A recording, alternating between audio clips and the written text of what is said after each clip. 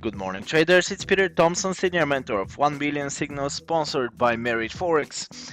I hope you had a great weekend, of course, because it's a new week and new opportunities, respectively speaking. But bear in mind that but we are not having, unfortunately, many events today on Monday. We're gonna start the week slowly, but what's gonna compensate? Last week we got FOMC meeting minutes. Federal Reserve Powell gave a speech, and it was very interesting because in regards of the raising rates, the US interest rates, Powell says it will be a while until we get in that place. So which means they are simply waiting to see the CPI, Consumer Price Index, also known as inflation, going near their goal of 2% for some time. This is also supporting the Federal Reserve monetary policy to print more money in the future. And you all know how is this going to affect the US dollar. You can be prepared. So simply Fed is having a lot of room to print more money. That's important because CPI report is tomorrow. Today we have no major events. So we start with a quick recap about the calendar. Gross domestic product we have in UK 6 a.m. GMT tomorrow. Manufacturing prediction 8:30 GMT in the morning AM. German economic sentiment 9 a.m. For the Eurozone and the Euro, of course, and core CPI, the event most probably of the week, 12:30 GMT tomorrow for US dollar, of course. Wednesday, we got interest rate decision in New Zealand 2 a.m. GMT in the morning. After that, crude oil inventories 2:30 p.m. GMT in the morning, GMT in the afternoon, thanks, p.m. Crude oil is very important event for the crude oil, as you know.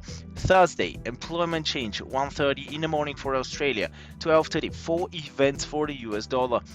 Core retail sales, initial jobless claims, Philadelphia Fed Manufacturing Index, and retail sales for United States dollar 12:30 Thursday.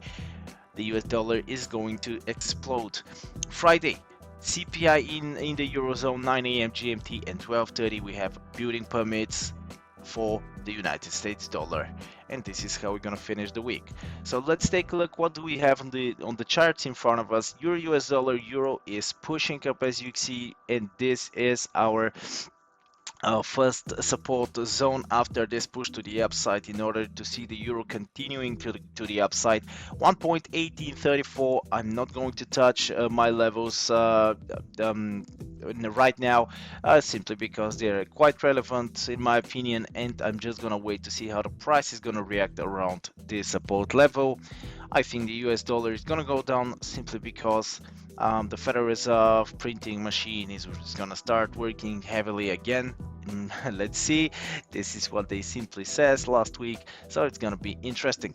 GBP US, Great British Pound, is pushing to the downside. Some people are asking me, is this a downtrend? Yes, it could be considered as a downtrend, but the Great British Pound is getting very strong, and on top of that, by expecting US dollar going down, we definitely can see the GBP US getting back to its uptrend, and we definitely, because of this, can consider that as a big correction against this strong uptrend. Australian US, we have an uptrend. Yes, the price is still struggling to push up, testing the support couple of times. 0.7563 right now is in the middle of these boundaries between 0.7655, 0.7563, and because of this I am simply waiting for the Australian to get out of these boundaries. New Zealand US, not so clear like the Australian dollar, but still an uptrend. Yeah, it's weaker than the Australian dollar because of this breakout to the downside. Really depends what is going to be CPI on Tuesday tomorrow. CPI is very important event for this week, guys, so be careful when you are trading. I'm just wanna quickly remind you about 12:30 GMT tomorrow. USD Canadian, what's going on? Still holding the lows, double top, even 5 times tested this resistance. Right now it's heading to test at once again 1.2623, and breakout of this level it's pretty possible 1.2688, because the US dollar is trying to push up for the last couple of days, in I would say the last few weeks. And exactly because of this, as you can see, USD Canadian is still holding the lows. So because of this, there is room to grow. Crude pushing down. Absolutely predictable. We talked about the Suez Canal so many times, the increased crude oil supply and the price going down, of course, pretty normal reaction. I'm not going to be surprised to see $54 per barrel. So we talk about $5 per barrel. And this is definitely very good opportunity. Crude anyway recovered quite big percentage out of its drop. If you remember what happened a couple of months ago around March, crude went to $10 per barrel, and right now is simply going down because the recovery was quite big. Definitely. USD Swiss, finally we saw a decent drop of the USD Swiss, something that we've been expecting for so long. We talked about that this, we do not consider that as an uptrend. 200 pips for 5 days. It's, I would say, decent drop to the downside.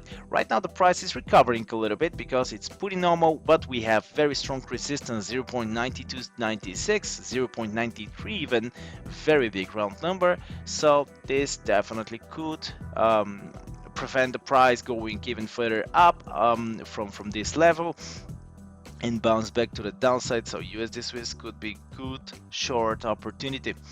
When it comes to USD Japanese, my other favorite currency pair, of course, USD Japan, kind of similar situation like USD Swiss. Very big correction to the upside. Just take a look. We got a very strong downtrend, and such a corrections are pretty normal on the USD Japan in the recent past. So that's why we can see further drop to the downside of the USD Japanese. It started with just 150 pips drop for a couple of days. Right now, slight bounce and continuation eventually to the downside. So thank you very much for watching, guys. Of course, really hope you enjoyed these videos. Share us and like us on the social medias. This is how you support our YouTube channel. Thumbs up, comments below. If you want to reach me, you know how to do it. Expect my new video on Wednesday, and trade smart.